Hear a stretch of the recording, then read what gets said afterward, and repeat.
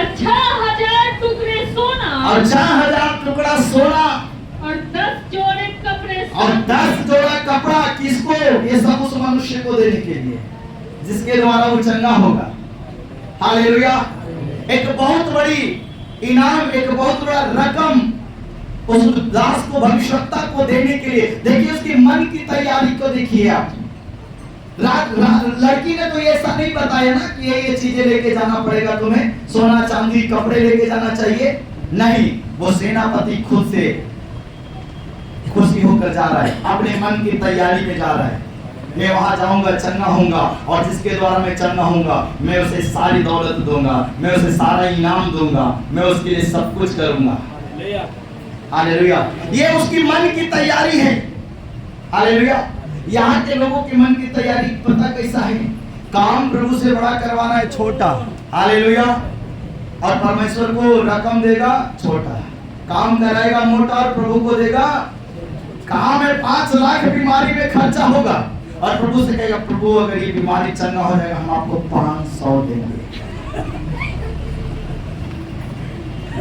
Hallelujah. तुम्हारा दिल परमेश्वर देख लिया, तुम वहीं पे फिर हो। हालेलुया। तुम काम तो प्रभु से बड़ा चाहते हो, परंतु परमेश्वर के दिल तुम्हारा छोटा है। याद रखिएगा, जक्कई दौलत से प्रेम करता था। हालेलुया। मैंने एक समय आया कि उसने अपना दिल खोलकर प्रभु के लिए लुटाया। राजा सेनापति है, ये जाके कह सकता है मैं राजा का सेनापति हूं, मुझसे तू लेगा, फ्री में चंगाई दे। हालेलुया। वो तलवार का बल पे चंगाई ले सकता था। हालेलुया। पर इसको किसी ने कुछ नहीं कहा, ये अपनी तैयारी में है। हालेलुया। बहुत सारे लोग यहाँ मिठाई बांटते, दूध चढ़ाते। हालेलुया। ऐसा करने की जरूरत ही कहा? बाइबल में पढ़ा मिठाई बांट, ये तो खुशी है, चलो घर बनाए तो बांट देते, कोई बात नहीं, आज मेरा जन्मदिन है इसलिए बांट रहे हैं, ऐसा कोई नियम तो है नहीं, ये खुशी की बात है। हालेलुया। हालेलुया। और जो परमेश्वर को लेना है वो परमेश्वर को देता ही नहीं है। जिस परमेश्वर का हम सब मिठाई खाए, प्रभु को क्या मिला? तुम हमारा मिठाई तो खाने के लिए प्रभु नहीं आया है, तो परमेश्वर को क्या देते हैं? जो देते हैं उसके भवन में इस्तेमाल किए जाने वाला चीज देते हैं, ताकि उसको सेवा में इस्तेमाल किया जा सके। हालेलुया। सुनिए परमेश्वर का वचन क्या कहता है? लेकर रवाना हो गया। वो रवाना हो गया, उसकी तैयारी को देखिए, लेके रवाना हो गया, और वह इज़राइल के राजा के पास, और इज़राइल के राजा के पास गया है। वह पत्र लेकर गया, वो चिट्ठी ले जाकर दिया है राजा को, जिसमें यह लिखा था, जिसमें ये लिखा था, जब यह पत्र तुझे मिले, राजा को कह रहा है जब ये पत्र तुझे मिले तब जानना कि मैंने नामान नामक अपने एक कर्मचारी को तेरे नामान नाम के कर्मचारी को मैंने तेरे पास इसलिए भेजा है, इसलिए भेजा है कि तू उसका कोढ़ दूर कर दे। तू उसका कोढ़ क्या कर दे? ये नहीं कह रहा कि तेरे देश में कोई भविष्यवक्ता है उसको बुलाना, उससे दुआ करवा के उसको ठीक करवा देना। डायरेक्ट कह रहा कि तेरे पास इसलिए भेज रहे हैं कि तू उसे। अब राजा चिट्ठी पढ़ने के बाद उसका हक्का बक्का बंद हो गया। हालेलुया। सुनिए और आगे क्या लिखा है? यह पत्र पढ़ने पर इज़राइल के राजा ने ये पत्र जब पढ़ा तो इज़राइल के राजा ने अपने वस्त्र फाड़े, अपना कपड़ा को लेकर फाड़ दिया, और बोला, और सब राजा राजमहल में सबके सामने बोल रहा है, क्या मैं मारने वाला और जिलाने वाला परमेश्वर हूँ? अरे ये नामान को कोढ़ी है तो मेरे पास क्यों भेजा है? मैं तो देश का राजा हूँ, मैं कोई प्रभु थोड़ी हूँ कि मैं इसको ठीक कर दूं। हालेलुया। क्या मैं मारने वाला हूँ? क्या मैं जिलाने वाला हूँ? क्या इस नामान को चंगा करने की सामर्थ्य मुझ में है? मैं तो इस देश का राजा हूँ। फिर ये राजा लेटर चिट्ठी लिखकर मेरे पास क्यों भेजा, और क्यों कह रहे कि तू उसको चंगा कर दे? देखिए लिखने में मिस्टेक हो रहा है राजा को। उसको कहना चाहिए था तेरे देश में एक भविष्यवक्ता है, उसको बुलाकर उससे दुआ कराओ, उसको मेरे सेवक को चंगा करवा दे। पर वो कह रहा है तू इसको चंगा कर, और कि उस पुरुष ने मेरे पास इसी को इसलिए भेजा है कि मैं उसका कोढ़ दूर करूं। हालेलुया। राजा कह रहा देखो, तेरा राजा को देखो, वो हमसे लड़ाई तो खोज रहा है, वो मेरे पास इसलिए भेजा है कि मैं इसको चंगा करूं। और राजा कैसे उसको चंगा कर सकता है? उसके बस में है ही नहीं। तब सोच विचार तो करो। सबको कह रहा है जरा सोच के देखो ये राजा हम लोगों से क्या चाह रहा है। ये जरूर लड़ाई का वो झगड़ा खोज रहा है। हालेलुया। ये लड़ाई ये झगड़ा ही खोज रहा है। मैं कौन होता हूँ चंगा करने वाला? तब राजा इस्राएल का राजा कर वो लड़ाई का और खोज रहा है, लड़ने का झगड़ा का एक जगह खोज रहा है और खोज रहा है। और ये सुनकर कि इस्राएल के राजा ने अपने वस्त्र फाड़े हैं। ये बात जब ये परमेश्वर के सेवक एलिया को पता चला है, परमेश्वर के भक्त एलीसा ने राजा के पास कहला भेजा। जब एलीसा को पता चला तो राजा के पास कहला भेजा, जो तेरे पास नामान कोढ़ी आया है, जिसको तेरे पास भेजा गया है, उसको मेरे पास। ये बात एलीसा को कैसे पता? एलीसा भविष्यवक्ता है और भविष्यवक्ता के ऊपर परमेश्वर प्रकट करता है। हालेलुया। और एलीसा कहता है जो तेरे पास भेजा गया है उसको मेरे पास भेज। और तूने क्यों अपने वस्त्र फाड़े हैं? अरे तुम क्यों चिंता कर रहे? तुम क्यों अपना कपड़ा फाड़ रहा है? राजा को कह रहा है एलीसा अब वह मेरे पास आए। अब वो मेरे पास आए, उसको मेरे पास भेजो। तब जान लेगा कि तब उसको मालूम चल जाएगा कि इजराइल में एक भविष्यवक्ता है। एक भविष्यवक्ता है। तब नामान घोड़ों और रथों समेत तब नामान घोड़ों और रथों के समेत एलीसा के द्वार पर आकर खड़ा हुआ। एलीसा जो परमेश्वर का दास भविष्यवक्ता है, उसके द्वार पर अपने पूरे सैनिक के साथ, दल बल के साथ आके द्वार पे सैनिक खड़ा है एलीसा के सामने। तब एलीसा ने एक दूत से उसके पास यह कहला भेजा। अब एलीसा के दरवाजा पे इतना बड़ा सेनापति आके खड़ा है और एलीसा उसका स्वागत में नहीं जा रहा है। वो अपने एक सेवक को, कर्मचारी को कहना भेज रहा है क्या? तू जाकर यरदन में 7 बार डुबकी मार। 7 बार क्या कर? डुबकी मार।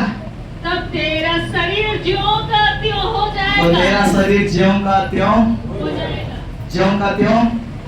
ये बात एलीसा अपने घर के अंदर में है और अपने सेवक को कहता है जाओ, नामान सेनापति दरवाजा पे खड़ा है, उसको जाकर बोल दो नामान क्या करे, यरदन नदी में जाकर 7 डुबकी लगाए। हालेलुया। सेवक आके नामान को खबर देता है और तू शुद्ध होगा। और वो शुद्ध होगा। परंतु नामान क्रोधित हो यह कहता हुआ चला गया। ये सुनकर नामान क्रोधित हो गया, गुस्सा में आ गया और ये गुस्सा में आके बड़बड़ाते एलीसा के दरवाजा पे से भागने लगा है। और क्या कह रहा है? मैंने तो सोचा था कि अवश्य वो मेरे पास बाहर आएगा। मैंने सोचा था कि ये एलीसा निकल के मेरा चरण धोएगा, मेरा सेवा करेगा, थोड़ा मेरा आदर करेगा और खड़ा होकर अपने परमेश्वर यहोवा से प्रार्थना और खड़ा होकर जरा मेरे सिर पे हाथ फेर देगा, थोड़ा सा दुआ प्रार्थना मेरे लिए हाथ रख के कर देगा। कोढ़ के स्थान पर अपना हाथ फेर कर कोढ़ को दूर करेगा। नामान अपने मन में खिचड़ी पका के आ रहा था, मैं जब जाऊंगा एलीसा, मैं सेनापति हूँ, कोई मामूली आदमी थोड़ी हूँ, राजा का सेनापति हूँ, मैं दल बल के साथ जा रहा हूँ, मैं सोना चांदी लेके जा रहा हूँ, जरूर वो भविष्यवक्ता निकल के आएगा, मेरे आदर करेगा, मेरे कोढ़ के स्थान पे हाथ रख के जरा छू छा के और सर पे हाथ फेर कर थोड़ा वो मेरे लिए अपने परमेश्वर से दुआ करेगा और मैं शुद्ध हो जाऊंगा। और मैं शुद्ध। हालेलुया। ये अपने से खिचड़ी पका रहा है। हालेलुया। और परमेश्वर उधर कोई दूसरा खिचड़ी पका रहा है। हालेलुया। कई बार आप डॉक्टर के पास जाते हैं, आप सोचते हैं हाँ जाएंगे तो थोड़ा दवाई वाई दे देगा और 2-4 खुराक दे देगा, मगर वहां गेला के बाद अब जांचो लिख देगा, सुइयों लिख देगा, अब बहुत कुछ करेगा। डॉक्टर के पास गए तो डॉक्टर अपना हिसाब से चलेगा, तुम और जो सोच के जा रहे हो जरूरी नहीं कि वैसा ही होगा। हालेलुया। अब एलीसा के पास वो सोच के आ रहा है और एलीसा क्या कह रहा है सुनिए। हाथ फेर कर कोढ़ को दूर करेगा। हाथ फेर कर दूर। कई बार लोग आता है ना, पानी हैजा पड़े हाथ में रख दीजिए ना पास्टर जी, कितना दिन पास्टर जी से हाथ रखवाओगे? 2 साल हो गया, हाथ रखने से तुम्हारा गया नहीं गया, तो हर संडे क्यों रखवा रहे? नहीं, थोड़ा आराम मिल जाता है, थोड़ा आराम, पूरा तो नहीं मिला, पूरा का इंतजाम करो। हालेलुया। नए लोग का समझ में आता है, जो साल 2 साल 6 महीना से आ रहे उनको भी यही बीमारी, एक प्रार्थना कराने सब के सब तनी हम हालेलुया। चंगाई परमेश्वर देता है, हालेलुया। सुनो, एलिसा के सामने आया है और नामान भी यही सब मन में रख के आया है कि जहां हमको शरीर में तकलीफ है वहां क्या करेगा, हाथ रखेगा और मेरे लिए यहोवा से। कई बार हम भी ऐसे ही सोच के आते हैं। और क्या दसमक की अबाना और पर्पल नदियां इजराइल के सब जलाशयों से उत्तम नहीं है? जब उसका सेवक आके कहा, सुनिए मेरा मालिक एलिसा भविष्यवक्ता कहता है कि आप जाइए यरदन नदी में 7 डुबकी। और ये राजा का सेनापति ये सुनकर बड़बड़ाते हुए चला भागा गया, कहा कि अगर नदी में नहाना होता तो मेरा देश में नदी का कमी है, यहाँ से भी बढ़िया बढ़िया सुंदर नदी है। यरदन नदी में तो गंदगी रहता है, यरदन नदी का पानी हरियर है, यरदन का पानी अच्छा नहीं है, इसे तो बढ़िया शुद्ध और अच्छा जल वाला नदी मेरे देश में रहता है। अगर नदी में नहा के ठीक होना होता तो हम वही नहा लेते। हालेलुया। ये बड़बड़ाते हुए जाने लगा है, तब क्या मैं उनमें स्नान करके शुद्ध नहीं हो सकता हूँ? हाँ, ये कह रहा है क्या मैं उसमें नहा के शुद्ध नहीं हो सकता? इसलिए वो क्रोध से भरा हुआ। इसलिए क्रोध क्यों आ रहा है? नामान को मालूम है, नामान को असली गुस्सा किस बात का है कि मैं सेनापति हूँ, मेरे सामने लोग गिरता है, मेरा राजा मुझे इतना आदर इज्जत देता है, और ये मामूली सा परमेश्वर का सेवक घमंडी भविष्यवक्ता निकल कर मिलने तक नहीं आया और अपने सेवक से कह रहा है कि नदी में जाकर डुबकी लगा दो। इसलिए उसको गुस्सा है कि उसने मेरा आदर नहीं किया। सुनो, परमेश्वर के भवन में जब जाना तो तुम आईजीओ की, डीआईजीओ की, कलेक्टर हो की, एसपी हो, सब बाहर छोड़ के आना। तुम मुखिया हो की, सरपंच हो की, वार्ड कमिश्नर हो, तुम क्या हो नहीं हो, ये सब परमेश्वर के भवन बाहर रख के आना, पद और प्रतिष्ठा को। जब भी परमेश्वर के सामने आना, उसके सेवक के सामने आना, एक साधारण मनुष्य बन के आना, ताकि परमेश्वर की अनुग्रह तुझ पे हो जाए। हालेलुया। नामान को चिढ़ इस बात का था कि मैं सेनापति हूँ, मेरा राजा जहाँ मैं हूँ वहां पर मेरा राजा मुझे इतना आदर सम्मान देता है, और ये मामूली सा भविष्यवक्ता, इसने मेरा कोई आदर नहीं किया, इसने मेरा सम्मान नहीं किया। हालेलुया। और ये अपने सेवक से कहला भेज दिया, थोड़ा पानी भी नहीं पूछा, दरवाजे से उनको कह रहा कि चले जाओ 7 डुबकी लगा लो। हालेलुया। कई बार लोग यहाँ चर्च में आने के बाद भी उनके अंदर भी मन में कई भावनाएं होते हैं, वो हमको मिलेंगे, बैठेंगे, समय देंगे, चाय पानी। कई बार आपके साथ ऐसा नहीं होगा। हालेलुया। संडे बिजी है। हालेलुया। तुम्हें चंगाई चाहिए, वचन सुनो, प्रार्थना सुनो, ग्रहण करो, रिसीव करो, और जो आज्ञा मिला उसे लेकर जाओ, उस पे चलो, चंगाई परमेश्वर तुझे देगा। भविष्यवक्ता हाथ रखे ना रखे, पास्टर हाथ रखे ना रखे, तुझे चंगा करने वाला परमेश्वर स्वर्ग से देख रहा है। हालेलुया। हालेलुया। चंगाई परमेश्वर तुझे देगा, तेरे विश्वास को देखेगा, तेरे दिल को देखेगा, तेरे मन को देखेगा, तेरे जीवन को देखेगा, तेरे विश्वास को देखेगा। तुझ पर कोई हाथ रखे ना रखे, परमेश्वर स्वयं यीशु तुझ पे हाथ रख के तुझे चंगा करेगा। हालेलुया। मगर हम एक अलग ख्याल में आते हैं, हम हर जगह सोचते हैं कि हमारा स्टेटस के अनुसार हमको होना चाहिए। हालेलुया। मगर कई बार नहीं हो पाता है, तो नामान इस बात से क्रोधित होकर बड़बड़ाते जा रहा है। तब आगे पढ़िए, वहां पे क्या होता है? इसलिए वो क्रोध से भरा हुआ लौटकर चला गया। तब उसका सेवक पास आकर कहने लगा, तो नामान का जो सेवक था, जो उसके साथ सैनिक गए थे, सेवक थे, वो कहने लगा, हे हमारे पिता, ओ हे हमारे पिता, यदि भविष्यवक्ता तुझे कोई भारी काम करने की आज्ञा देता। नामान बड़बड़ाते गुस्सा में जा रहा है। नामान से ज्यादा समझदार उसका नौकर है। वो क्या कह रहा है? अपने मालिक को समझा रहा है, हे मेरे पिता, जरा सा ठंडा होकर सोचिए, अगर भविष्यवक्ता आपसे कहता कि 2 बोरा चीनी, 1 बोरा आटा और फॉर्चून रिफाइन वाला 2 टीना मेरे पास ले आओ, हाँ, मेरे नाम पे थोड़ा सोना दो, मेरा चांदी थोड़ा दो, और तब हम तुम्हारे लिए दुआ करें, तो आप क्या ये नहीं करते? जब आपसे कहता 2-4 हमारा घोड़ा दो, हम चढ़ के तनी घूमेंगे ओकरा पे, तो क्या आप ये नहीं करते? जो जो तुम्हें भविष्यवक्ता कहता तुम करते कि नहीं करते? तुम तो चंगा होने के लिए इतना दूर से आया ना। अगर वो तुम्हें जो कहता तुम वही करते, तो फिर सोचिए कि आपको तो बहुत आसान चीज उसने बता दिया है। बस इतना ही तो बोला है कि 7 डुबकी यरदन नदी में। अब जब इतना दूर से तुम आ ही गए हो, यरदन नदी भी पासे में है, तो ये करके देखने में तुम्हारा क्या दिक्कत हो रहा है? तो दिक्कत तो नामान को इस बात का था कि उसने आदर नहीं किया, हाँ, उसका सम्मान नहीं किया, सेनापति होने का दर्जा नहीं दिया, और ये नहीं जानता कि परमेश्वर का सेवक का जो पद है ना, इस दुनिया में सब पद से ऊंचा है। दुनिया में जितने भी पद है वो परमेश्वर के सेवक का पद से नीचे आता है। हालेलुया। कलेक्टर भी झुकते हैं, प्रधानमंत्री भी झुकते हैं, मुख्यमंत्री भी जाके झुकते हैं उसके चरणों पे।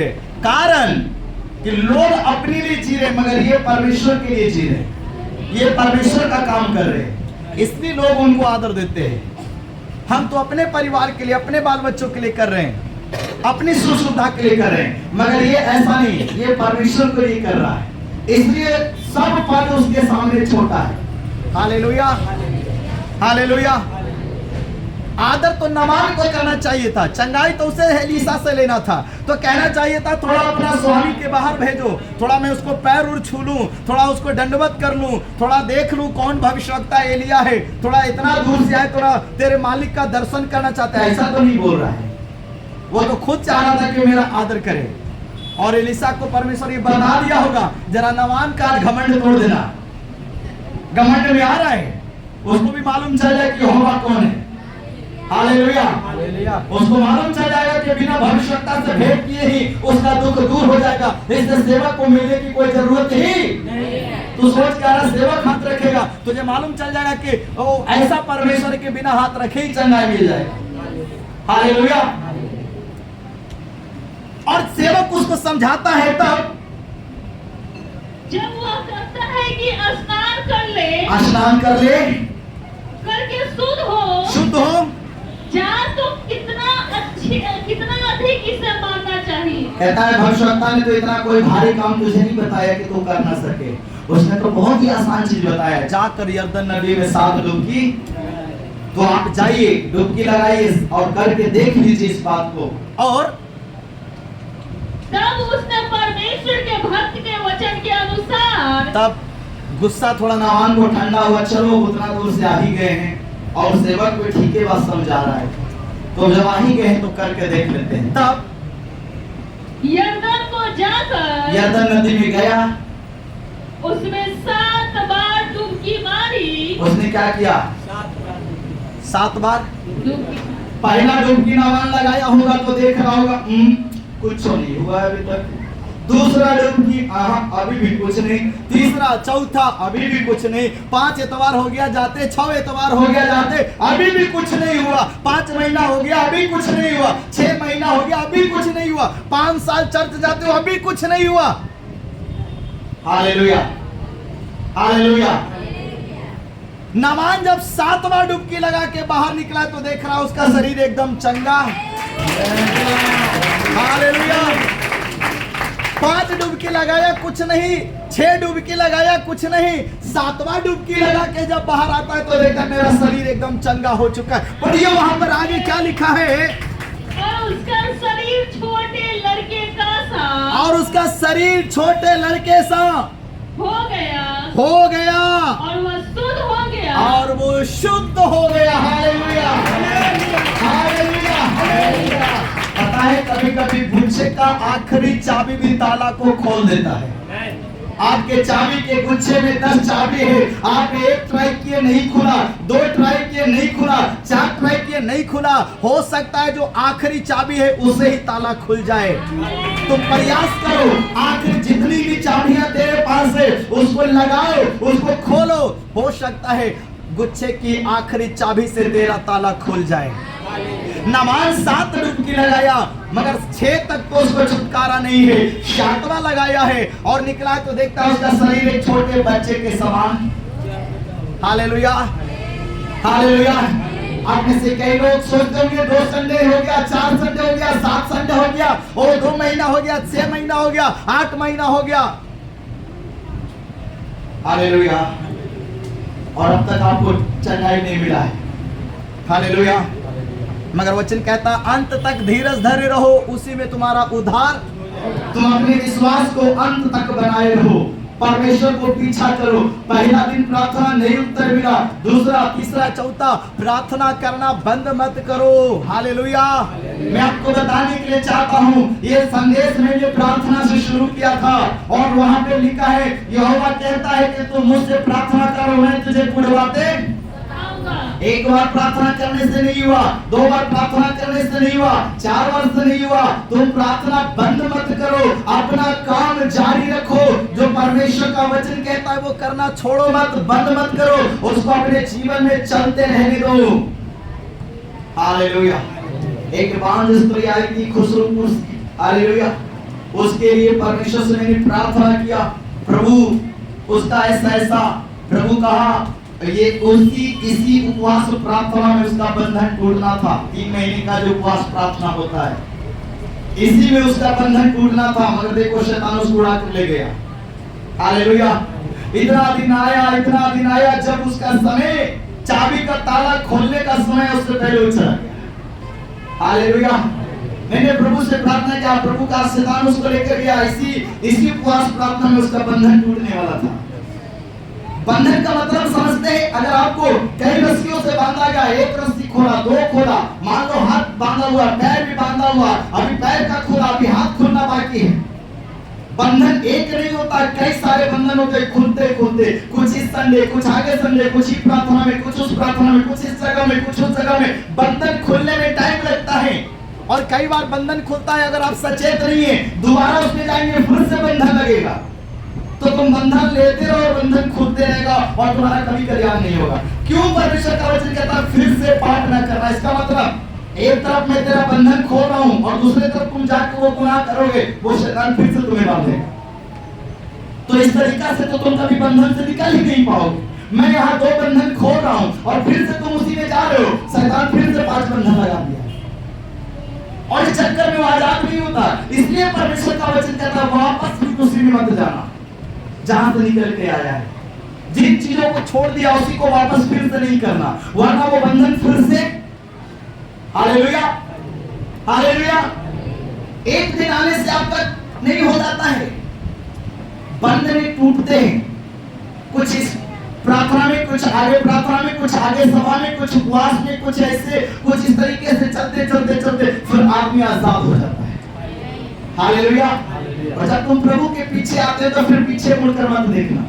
एक तरफ प्रभु से, अब डॉक्टर के पास आप इलाज के लिए जाते हैं, इलाज में निकल गया शुगर है, तो डॉक्टर पहले नंबर जिस चीज से बीमारी पड़ रहा है पहले तो कहेगा वो बंद करो तुम खाना, पहले तो कहेगा चीनी, चाय पत्ती और रसगुल्ला जो भी है सब तुम बंद करो, ताकि जो बीमारी का लेवल वो और आगे ना बढ़े। उसके बाद में घटाने वाला शुरू। तो डॉक्टर आपको दवाई उधर घटने का दे रहा है और इधर तुम छुप के चाय पियो, रसगुल्ला खाओ, तो बीमारी कभी ठीक हो ही नहीं। जितना डॉक्टर घटा रहा है उससे ज्यादा तुम बढ़ा दे रहे हो। तो यही चीजें होता है। कई बार आपके सेवक अगुआ आपके लिए प्रार्थना करता है, मगर आप वापस उसी पुरानी जिंदगी में, उसी दोस्तों के साथ, उसी मंडली में, उसी जगह में चले जाते हो वापस। तो जितना इधर प्रार्थना करके तुम्हारे कम किया जा रहा है उससे ज्यादा फिर तुम मोटरी बांध के लिए आ गए और बाद में बोलोगे इतना समय गया मुझे चंगाई नहीं हुआ, कैसे होगा? प्रभु एक तरफ तुझे आजाद करने का कर रहा और दूसरी तरफ तू अपना हाथ कड़ी लगवा के आ रहा है। हालेलुया। हालेलुया। बंधन टूटते हैं। दानापुर से एक लड़का आता था, उसका भी पत्नी को प्रभु बोला उपवास, जिसको 3 दिन का उपवास महीना में होता, पति पत्नी को बोल उपवास के साथ आने के लिए, इसके बंधन नहीं खुलेगा। वो हरियाणा लुधियाना चला गया। उसी समय एक बार आया उपवास प्रार्थना में, अगले उपवास प्रार्थना हरियाणा लुधियाना चला गया। जब आशीष का समय आएगा ना, छुटकारे का समय आएगा ना, शैतान तुम्हें इधर से उधर डोलाएगा, इधर से उधर भगाने की कोशिश करेगा, क्योंकि शैतान भी देख रहा होता है इसका समय आ गया छुटकारा का। हालेलुया। हालेलुया। शैतान को मालूम होता अब मुझे जाना पड़ेगा, अब इसके जगह में जीवन में छिपने का जगह नहीं है, इसलिए वो भागने की कोशिश करेगा। वो आदमी को इधर से उधर भगा के लेके जाता है ताकि इसकी बंधन ना टूटे। बंधन टूटेगा तो फिर उसको जाना पड़ जाएगा। इसलिए वो इधर से उधर आराधना प्रार्थना से हिलाएगा डुलाएगा, दूसरे चर्च लेके चला जाएगा, कहीं और लेके चला जाएगा और उसका बंधन बंधा ही रहेगा। हालेलुया। हालेलुया। सुनिए, नामान को भी एक डुबकी से चंगा नहीं हुआ, 7 बार डुबकी लगाया और 7वें डुबकी के बाद अपने आप को देखा होगा तो उसको शरीर देखकर बच्चे के समान शुद्ध है। हालेलुया। मैं आपको क्या कहने के लिए चाहता हूँ, एक दिन प्रार्थना करने से, एक बार प्रार्थना करने से, एक बार उपवास करने से आपकी समस्या नहीं गया, मगर उसे अपने जीवन में लगातार करते रहो, परमेश्वर के विश्वास में बने रहो और अपना काम जो प्रभु में है विश्वास के साथ करते रहो। परमेश्वर एक न एक दिन उससे तुम्हें छुटकारा देगा।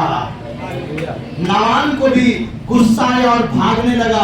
मैं तो सोचा था ये सेवक मुझसे बातें करेगा, मेरी आदर करेगा, मैं इसको इतना सोना चांदी देने के लिए लाया हूँ, ये सब कुछ करने के लिए आया हूँ, मगर ये नामान अपनी घमंड में उस जगह को छोड़ के जा रहा था।